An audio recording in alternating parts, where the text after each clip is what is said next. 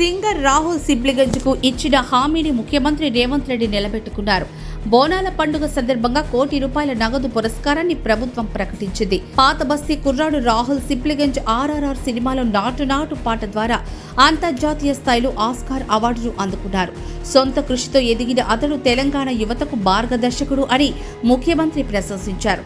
గత ఎన్నికలకు ముందు జరిగిన ఓ కార్యక్రమంలో కూడా అప్పటి PCC అధ్యక్షుడి హోదాలో రాహుల్ సిబ్లిగంజ్కు 10 లక్షల ఆర్థిక సాయం ప్రకటిస్తూ కాంగ్రెస్ ప్రభుత్వం రాగానే ₹1,00,00,000 నగదు పురస్కారం ఇస్తామని రేవంత్ రెడ్డి చెప్పారు.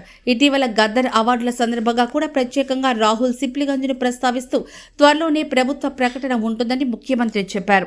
ఆ మేరకు ఇవాళ పాత బస్తీ బోనాల పండుగ సందర్భంగా రాహుల్కు నజరానా ప్రకటించారు. స్వయం కృషితో హైదరాబాద్ నుంచి ఆస్కార్ స్థాయికి ఎదిగిన రాహుల్ యువతకు ఆదర్శమని ప్రశంసించారు.